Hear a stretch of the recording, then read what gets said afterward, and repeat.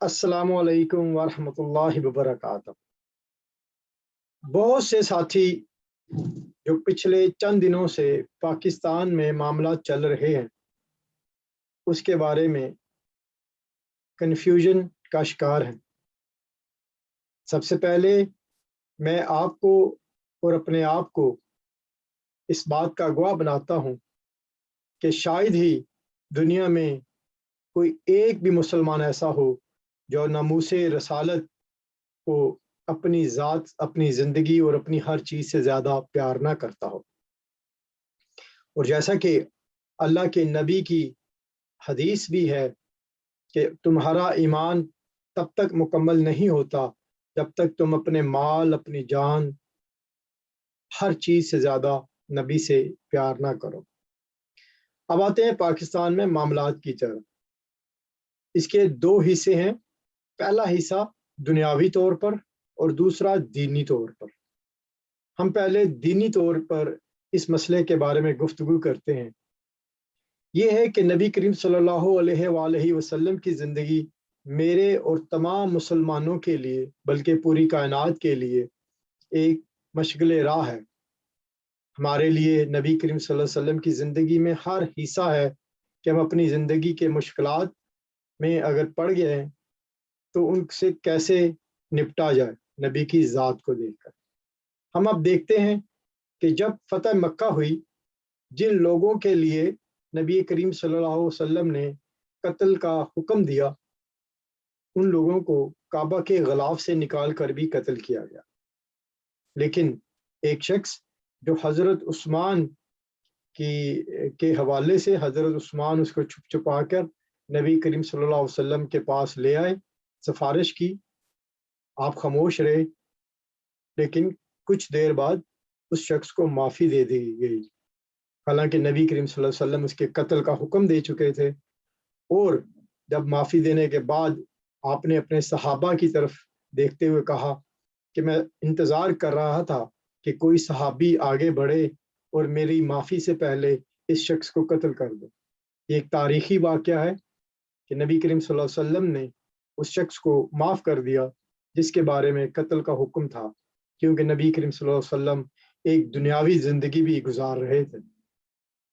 दूसरी तरफ जब पहली दफ़ा इस्लाम की पहली शहीद बीबी सुमैया को मक्का के लोगों ने शहीद किया, तब इस्लाम में या नबी करीम सल्लल्लाहु अलैहि वसल्लम के साथी दुनियावी तौर पर इतने ताकतवर नहीं थे कि अहले मक्का से उस कत्ल का, उस शहीद का बदला लिया जाए। तो ये दोनों सूरतें आपके सामने रख रहा हूँ। तीसरी चीज़ ये है कि नबी करीम सल्लल्लाहु अलैहि वसल्लम ने जब जंगे खंदक हुई, मक्का के लोगों ने मदीना पर हमला किया, तो मदीना में उतनी अभी ताकत नहीं थी दुनियावी तौर पर कि वो मक्का के लोगों का जाके जंग कर सके। इसलिए उन्होंने दोस्तों से मशवरा करके, सहाबियों से मशवरा करके जंगे खंदक यानी कि मदीना के इर्द गिर्द एक खंदक खोदी और दफा की सूरत हाल का एक रास्ता इख्तियार किया। इस रास्ते में नबी करीम सल्लल्लाहु अलैहि वसल्लम ने इस जंग में शायद ये पहली और वाहिद जंग थी जिसमें नबी करीम सल्लल्लाहु अलैहि वसल्लम घर से ज़िरा पहन कर आए, जिसको हम बॉडी सूट बोलते हैं, जो जंग में दुश्मन के वार को रोकती है। जब आप ये पहनकर घर से निकले तो आपके तमाम सहाबा और मदीना के लोग भी परेशान हो गए कि इस दफ़ा मामलात बहुत ख़राब होंगे। ये बात बताने का मकसद ये है कि आप सब में इश्क़ रसूल मुझसे भी ज़्यादा होगा इंशाअल्लाह, और आप तमाम लोग इश्क़ रसूल पर जान देने के लिए कुर्बान हैं। लेकिन क्या आप और मैं किरदारे नबी पर ज़िंदा हैं?